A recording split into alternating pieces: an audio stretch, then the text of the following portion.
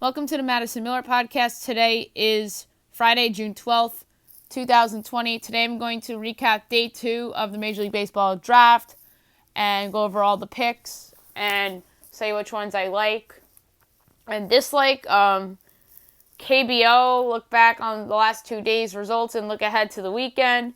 Talk about the latest news regarding Major League Baseball's attempt to come back from the COVID-19. Recap last night's episode of Celebrity Watch Party. Pick the 3 NASCAR aces for the weekend in Homestead, Miami. And my 2014 top 10 albums. All right, we're going to start the draft.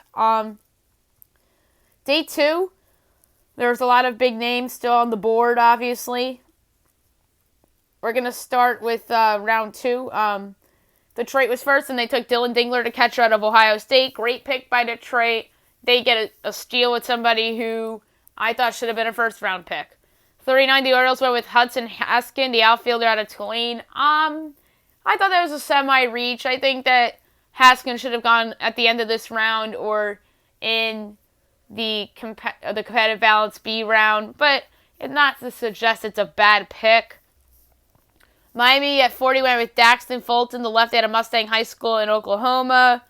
Royals at 41 went with Ben Hernandez, the righty from De La Salle Institute in Illinois. Blue Jays at 42 go with C.J. Van Eyck, the righty out of Florida State. That's a solid pick.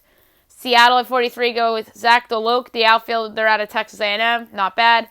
44, Pittsburgh Pirates, Jared Jones, the righty out of La Miranda High School in California. At 45, San Diego Padres go with Owen Casey, the outfielder out of Notre Dame Catholic in Ontario. Casey is somebody that has some potential. I thought probably should have gone in the CBB round. Colorado went with Chris McMahon, the righty out of Miami. That's a great choice by Colorado. He's somebody that I thought would go at the latest in the CBA round. Chicago White Sox at 47 go with Jared Kelly, the righty out of Refugio High School from Texas. Major steal. This is probably the steal of the second round. There's a huge steal in the third round that we'll get to. Kelly should have been a first-round pick. He just got hurt by the pandemic and the shortened season. But Chicago with him and Garrett Crochet, that's a nice haul for the first 2 rounds. The Reds at 48 go with Christian Rowe, the righty out of A&M. That's a good pick. The Giants at 49 go with Casey Schmidt, the third baseman out of San Diego State. People are mixed about him. I thought he should have gone a little later. The Rangers at 50 go with Evan Carter, the outfielder out of Elizabethton High School in Tennessee. The Cubs at 51 go with Burl Caraway, the lefty out of Dallas Baptist. Mets at 52 go with JT Ginn, the righty out of Mississippi State. This could be a steal. I think he should have gone in the CBA round. So, good on the Mets. JT Ginn and Pete Crow Armstrong as his first 2 picks is pretty good. Milwaukee at 53 go with Freddie Zamora, the shortstop out of Miami. Another solid pick by the Brewers.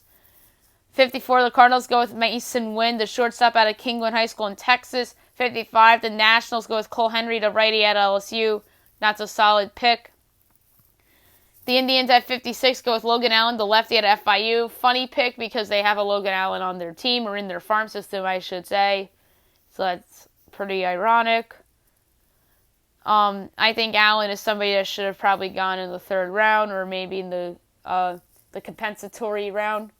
The Rays at 57 go with Ian Samore, the lefty out of Virginia Tech. He should have been a 3rd-round pick, but I don't think that was a bad pick necessarily because 2nd round and on is a free-for-all, in my opinion, especially in a year like this. The A's at 58 go with Jeff Criswell, the righty out of Michigan. The Twins at 59 go with Alaric Solare, the outfielder from Tennessee. 60, the Dodgers go with Landon Knack, the righty out of East Tennessee State.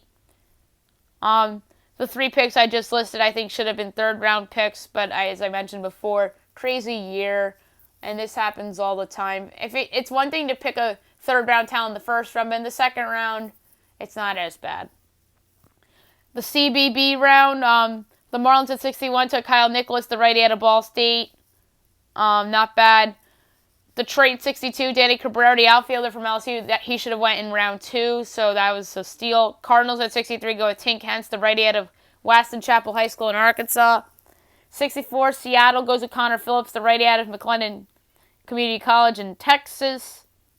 He should have gone in round 3. Cincinnati Reds at 65 go with Jackson Miller, the catcher from J.W. Mitchell High School in Florida. 66, the Dodgers go with Clayton Beeter, the righty out of Texas Tech. Great choice by the Dodgers. He should have been in round 1, but there are some teams down on him for whatever reason. Compensatory picks. Giants at 67 go with Nick Swinney, the lefty out of NC State. Solid pick. Giants again at 68 go with Jimmy Glorenke, the shortstop out of Dallas Baptist. 69, the Mets go with Isaiah Green, the outfielder from Corona Senior High School in California. Cardinals at 70 go with Alec Burleson, the first baseman out of East Carolina. Nats at 71 go with Sammy Infante, the shortstop from Monsignor Edward Pace High School. The Astros at 72 go with Alex Santos, the righty out of Mount St. Michael Academy in New York. Round 3, Detroit goes with Trey Cruz, the shortstop out of Rice. Baltimore goes with Anthony Servito, the shortstop out of Ole Miss. Miami at 75 goes with Zach McCambley, the righty out of Coastal Carolina. That's a solid pick. The Royals at 76 go with Tyler Gentry, the outfielder from Alabama. That's not bad. Blue Jays at 77 go with Trent Palmer, the righty out of Jacksonville University. That's solid. 78, the Mariners go with Caden Poklovic, the second baseman out of Oklahoma State. Pittsburgh at 79 goes with Nick Garcia, the righty out of Chapman University. Solid choice.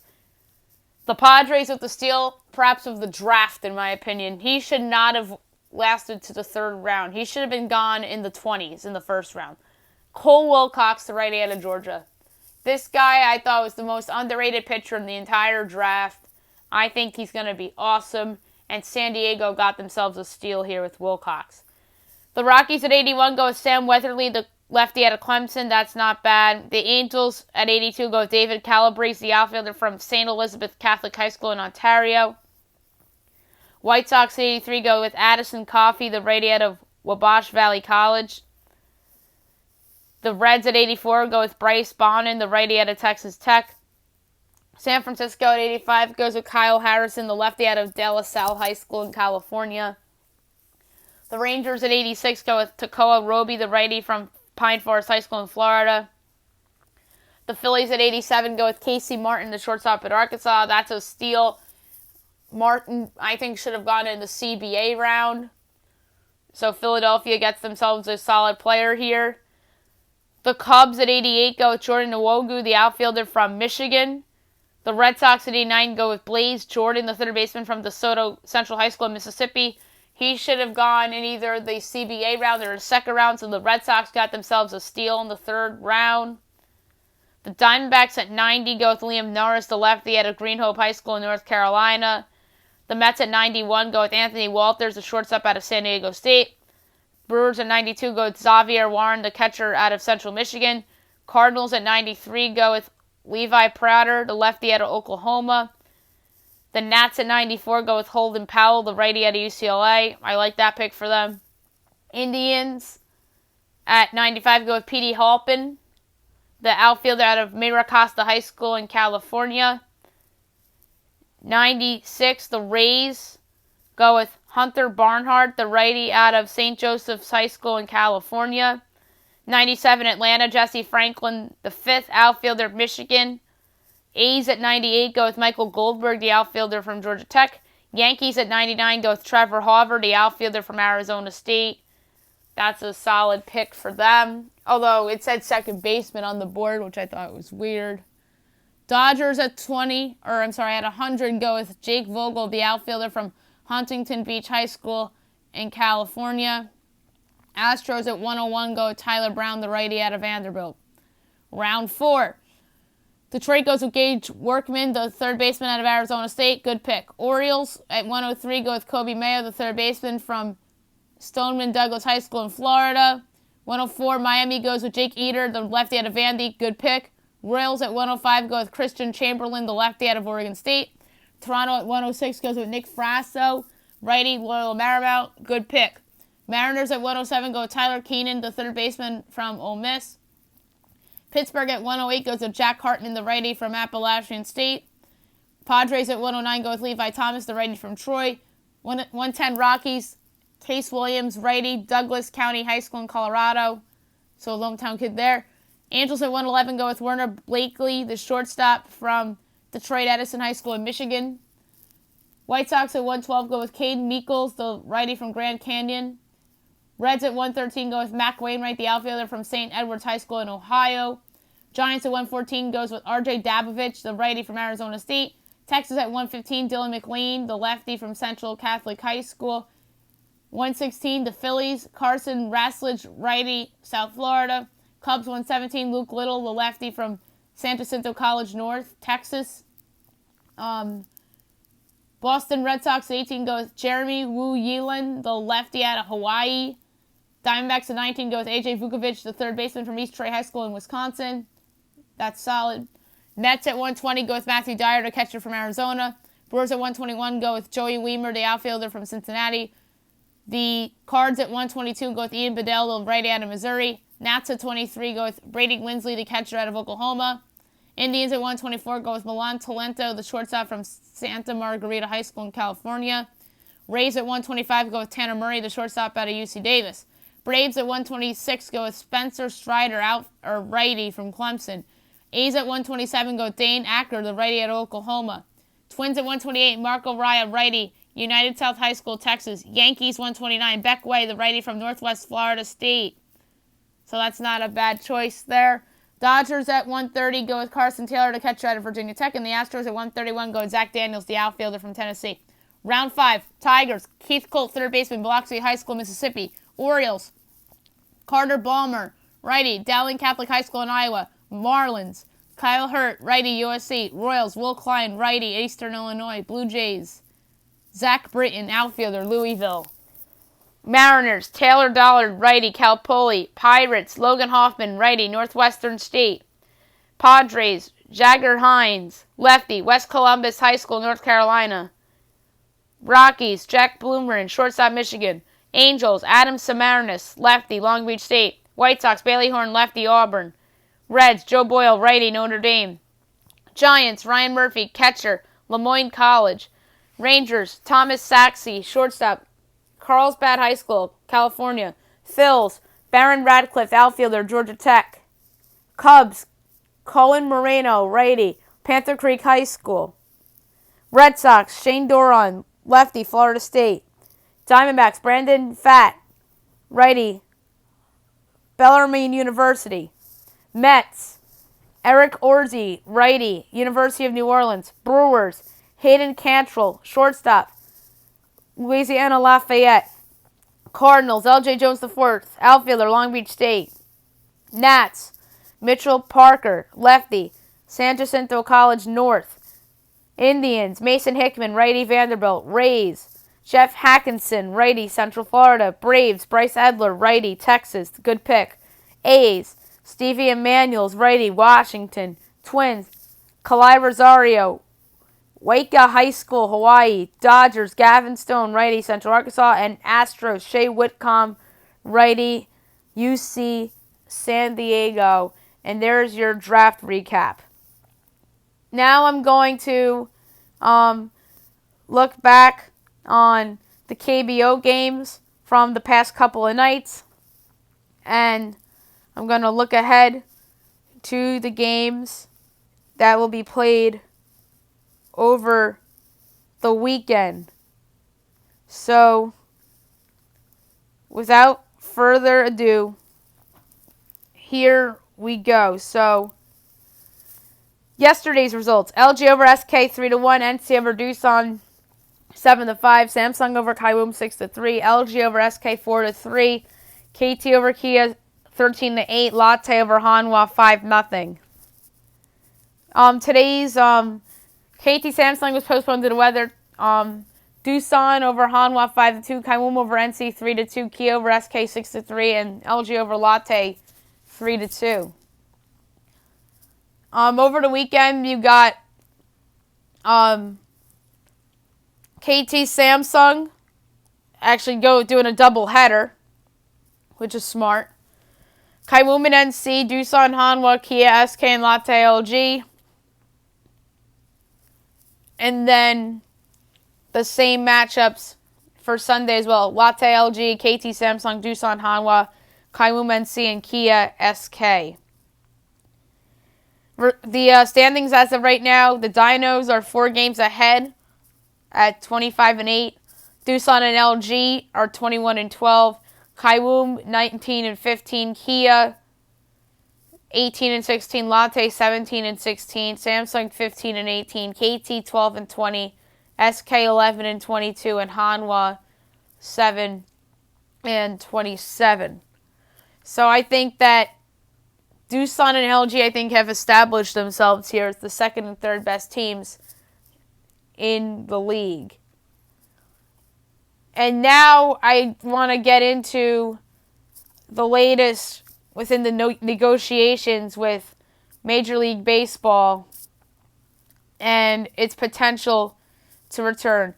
ESPN's Carl Ravitch, who's done a nice job reporting these last couple weeks, reported that MLB counter proposal today will move towards a season of roughly 70-plus games with a salary percentage on the 80-85% of pro rata playoff pool bonus. His concern was the recent spikes in COVID, and worst case would be to start and stop, and will players move? The fact that the percent of the pro rata salaries is up from where the owners initially had it, but the games are less. I think the players, it's sad because they've been selfish throughout this whole thing, as have the owners, care for the money.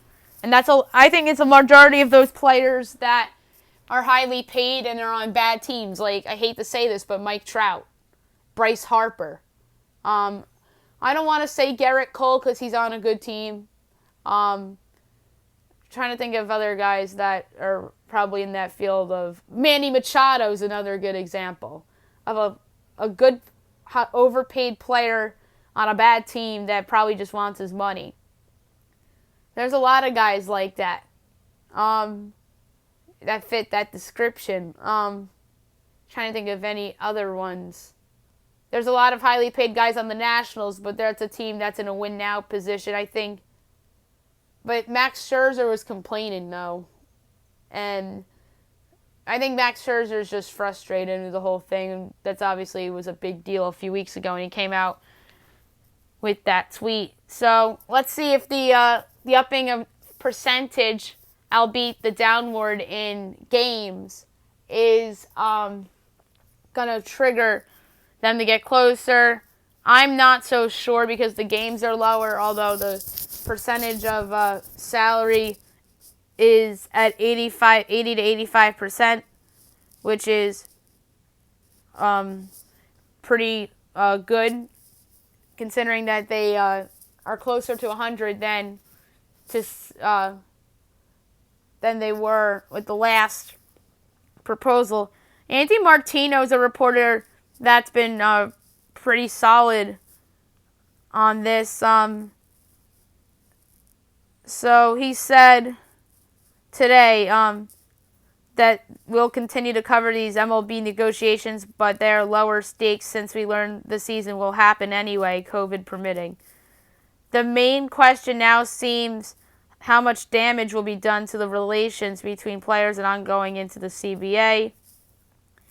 The next several days will tell this. Insiders expected a instrumental move at first, and then we shall see where the talks go. And the league has not set a hard deadline to get a deal done next week yet, but the calendar pretty much dictates that it's soon or back to the March 26th agreement. The March 26th agreement was actually pretty good. And then both sides kind of got greedy over money, and that's why we're in the stalemate. If they just agreed on the March 26th agreement, then baseball would probably be starting the 4th of July weekend, and we'd probably be talking about spring training 2.0 right now. And Andy Martino 3 minutes ago, MLB will propose exactly 72 games this afternoon per source, with other leagues being deliberate in determining safety return of length due to virus. MLB wants to err on side of caution and not cram in too many games. This per health officials' recommendations. Unfortunately, the coronavirus is becoming more relevant again in these conversations as cases rise again across the country. Well, that's only in some areas, not everywhere. I mean, the reason why cases are rising is because more people are getting tested, and that's just how I feel. There's more tests available, and that's why cases are going up. But it's not as bad as it was 3 months ago. That's just the reality of it. It's not that bad. Like, you have the other sports coming back, and essentially a done deal as well, that the NHL and the NBA and Major League Soccer are all coming back. The NFL is going to start on time, but the question is fans or no fans. And NASCAR's been back, and they're going to have fans in the stands these next 2 weekends in Homestead, Miami, and in Talladega. So it's going to be very interesting. And quickly, before I move on from the COVID stuff, Shams tweeted out the latest expected restart dates for the NBA. July 30th through August 14th, seeding games. August 15th through 16th, the play-in tournament begins. So the play-in tournament for those teams that need the play-in. The playoffs will begin August 17th. August 30th, families and guests of teams arrive. The conference semifinals, August 31st through September 13th, is the conference semifinals.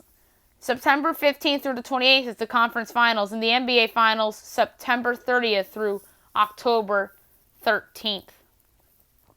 And then Shams follows it up that the NBA has informed teams that starting today, up to 2 coaches, developmental personnel can work out a player. Beginning June 23rd, a team's head coach can supervise a player's workout. So things are heading in the right direction for the NBA. And then Shams also said the NBA is requiring the coronavirus testing window for teams June 23rd through the 30th. So, should be interesting. And obviously you got to keep an eye on the COVID cases. A lot of people are predicting rises in the cases because of the protests, and people are outside and people are protesting without masks on, and that's why people are predicting COVID case rises. But why I think COVID cases are going up in some places, because there's more testing, and not everybody is in hospitals with COVID. Like, some people are just getting tested at home and aren't as bad as some other people, and in terms of health, I mean, and the numbers that the governments are really caring for, especially in our area, in the New York metro area, Governor Murphy here in New Jersey, and then Governor Cuomo in New York, they're really caring about the hospital numbers, and those keep decreasing by the day. So that's what they care about, and it's okay to care about the hospital numbers going down. That, I think, is a good sign, and that's why those states are reopening as of right now, and about to enter stage 2 in New Jersey, and New York City's in stage 1. New York State, in some areas, are going to be going to stage 2 as well. Okay, now I want to discuss last night's episode of Celebrity Watch Party. Your typical people were there, of course, and that's normally the case with Celebrity Watch Party, like the Bucks and JoJo Siwa and all these people. So I said JoJo Siwa, the Buck family, Osbournes, Curtis Stone and Lindsay Price, Raven-Symoné and Friends, Reggie and Lilith Bush, Romeo Master P, Lindsay and Elena Lohan, Tyra Banks and Mom, Steve and Janet Wozniak, and Jodie Sweetin and Andrea Barber on the show for the second time in a number of weeks. For the second time, it looks like in 3 weeks, so that's pretty good. Shows and segments watch included Who Wants to Be a Millionaire. That's obvious. That was overdue, Millionaire being on the show. That's probably showing the finale of Anderson Cooper going for the million. So that was inevitable. The Today Show on the proposal for bringing back the season. Fuller House makes sense because Sweden Barber. Jersey Shore Family Vacation, so that makes sense to the title of the episode, the Jersey Shore Shank Redemption. So at least you see some sports being involved in here with the proposal bringing back the NBA season. So even though that's not Joe Buck's wheelhouse, I'm surprised the baseball stuff's not getting enough love in this because of Joe Buck, obviously, and football. Those are his fortes, not basketball. But I'm sure Joe Buck knows the sport and knows everybody and watches and is an avid fan of it. So I'm sure he was the one talking in that segment. Hostile Planet, The Shawshank Redemption, and Magic for Humans. We're going to have another show on the 18th, and the last show of season 1 is July 16th. So it looks like that they're skipping a week between episode 8 and episode 9.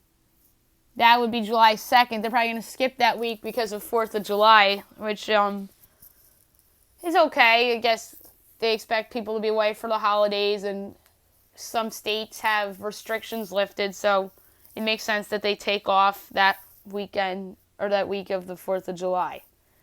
Now I'm going to preview and pick the 3 NASCAR races from the weekend. I'm going to start with the nationwide race. This is going to be an interesting race. I think this is the most interesting nation or Xfinity race perhaps of the season. The starting lineup: Harrison Burton, Noah Gragson, Ross Chaston, Brandon Jones, Brandon Brown, Riley Herbst, Ryan Sieg, Chase Briscoe, Austin Cindric, Justin Haley, Justin Allinger, Dale Earnhardt Jr. Yes, Dale Jr. back racing at NASCAR. It's not the Cup race. I think it would have been a bigger deal if it was a Cup race, but he's racing this weekend a nationwide. And I wonder if this kind of will spark a little coming out of retirement for him. So that's very interesting. Britt Moffitt, J.J. Yealy, Jeffrey Earnhardt, Jesse Little, Michael Annett, Josh Williams, Chance Fickham, Vinnie Miller, Anthony Alfredo, B.J. McLeod, Jeremy Clements, Caesar Barcarella, Bailey Curry, Matt Sneer, or Myatt Snyder, Stephon Parsons and Timmy Hill, Kyle Weatherman and Cody Vanderwall, Colby Howard and Joe Graff Jr., Stephen Litch and Tommy Joe Martins, Matt Mills and Alex Labb, and Colin Garrett. I love the idea of Dale Earnhardt Jr. coming back. Homestead, Miami is one of his better tracks, and you know I'm going to pick him to win. He's 3-1. I just love the story of his return to NASCAR. I just wish it was in the the Cup Series rather than the Xfinity, but it is what it is. Love seeing Dale Earnhardt Jr. back in the sport, and I'm going to pick him to win this race, and it's going to be a huge deal come tomorrow. All right, the truck race. Starting lineup. You have Austin Hill and Kyle Busch, Grant Effinger and Christian X, Ben Rhodes, Dane Smith, Derek Kraus, Sheldon Creed, Brett Moffitt, Johnny Sauter, Tyler Ankrum, Cody Robard, Matt Crafton and Raphael Lessard, Ross Chase and Chase Elliott, TJ Bell, Todd Gilliland, Stuart Freese and Tanner Gray, Ty Majeski, Greg Goulding, Corbin Forrester, Corey Roper, Jordan Anderson, Brendan Poole, Tyler Hill, Spencer Boyd, Tate Fogelman, Angela Rush, Austin Wayne Self, Spencer Davis, Clay Greenfield, Jennifer Jo Cobb. We don't know who's in the CMI Motorsports Chevrolet truck yet, so it's under TBA and in the 49 car. And that TBA person will be starting alongside Norm Benning, Dawson Cram and Bryant Barnhill. And in the back, you have Tim Veens. This race, I'm going to go with Ross Chastain. He's been racing very well in the truck races lately. I know he's going to be racing in Nationwide, the Xfinity Series in the race before. But I just like how he's raced, and he's 20-1 on DraftKings, so I'm going to go with Ross Chastain to win the 25th Annual Baptist Health 200 at Homestead, Miami. And last but not least, the Cup Series starting lineup for a rare summer race in Homestead, Miami. You have Denny Hamlin, Joey Logano, Brad Keselowski, Kyle Busch, Chase Elliott, Martin Truex Jr., Kevin Harvick, Alec Bowman, Jimmy Johnson, Kurt Busch, Ryan Blaney, Clint Bowyer, Chris Buescher, Ryan Newman, Eric Jones, Austin Dillon, Bubba Wallace, John Hunter Nemechek, Ricky Stenhouse Jr., Matt Kenseth, Eric Almirola, William Byron, Matt DiBenedetto, Tyler Riddick, J.J. Yealy, Corey LaJoie, Garrett Smithley, Brendan Poole, Joey Gase, Michael McDowell, Quinn Houff, Ty Dillon, Ryan Preece, B.J. McLeod, Colt Custer, Chris Bell, Daniel Suarez, Timmy Hill, and Reed Sorensen. Good field. I rarely ever go with the favorite, but I'm going to do so here. I'm going to go with Kevin Harvick. Couple reasons. This is one of his better tracks. He's had a lot of success here in the past. He had a mediocre week last week in Martinsville, where I believe he finished, I want to say it was in the teens, and that's not Kevin Harvick especially this season where he's led the league in points, or I should say the Cup Series in points. And I'm going to go with Kevin Harvick here to bounce back and win this race. So it's more of a bounce back pick for Kevin Harvick. Past success at the race. At the track, I normally don't go with favorites very often, but I'm going to do so here. I don't think I've picked Kevin Harvick to win a race yet this season, so I'm going to do so here at Homestead, Miami. And this is the pick I feel the best about of my three picks, whether it's Dale Jr. in the Xfinity Series, the Trupp Series with Ross Chastain, and this with Kevin Harvick. I feel the best about the Kevin Harvick pick. And now I'm going to do my 2014 top 10 albums. No honorable mentions, just going to go straight through. 10th place for One Direction. Interesting show or album for One Direction. This came out in November of 2014. 2 singles, Steal My Girl and Night Changes. 9th place, Platinum, Miranda Lambert. Came out in June of 2014. 4 singles, Automatic, Something Bad, Little Red Wagon, and Smoking and Drinking. 8th, Ultra Violence, Lana Del Rey. This is one of the more interesting albums from Lana Del Rey. Came out in June of 2014. 5 singles, West Coast, Shades of Cool, Ultra Violence, Brooklyn Baby, and Black Beauty. 7th, Anything Goes, Florida Georgia Line. Came out in October of 2014. Dirt, Sundays, Sippin' on Fire, Anything Goes, and Confession were the singles from that album. 6th, The Outsiders, Eric Church. Came out in February of 2014. The Outsiders, Give Me Back My Hometown, Cold One, Talladega, and Like a Wrecking Ball were the singles off that album. 5th place, Ghost Stories, Coldplay. Came out in May of 2014. Magic, Midnight, A Sky Full of Stars, True Love, and Ink were the 5 singles off that album. 4th, In the Lonely Hour, Sam Smith. This was his debut album. Or no, I thought it was, but it's the debut studio album. So yeah, technically his debut album in terms of studio albums. May of 2014, 5 singles, including one that he re-released, which was Lay Me Down, the lead single. Money on My Mind, Stay With Me, I'm Not the Only One, and Like I Can. Third, Riser, Dierks Bentley. This was a great album. Came out in February of 2014. Bourbon in Kentucky, I Hold On, Drunk on a Plane, Say You Do, and Riser. Second place, X, Ed Sheeran. Came out in June of 2014. 5 singles: Sing, Don't, Think Out Loud, Bloodstream, and Photograph. And the top album of 2014, I don't think there's any doubt about it, 1989, Taylor Swift. This was her 5th album. Came out in October of 2014.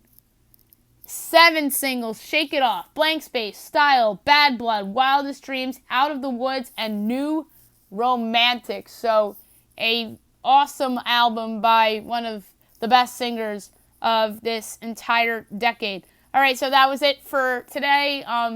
We'll be back on Monday talking about the latest COVID-related news in terms of how these sports leagues will come back, if I have any new news to update you guys on. I will also be doing some 2014 top sports players and moments. Monday will be the NFL. Tuesday will be Major League Baseball. Thursday will be the NBA. Friday will be the NHL.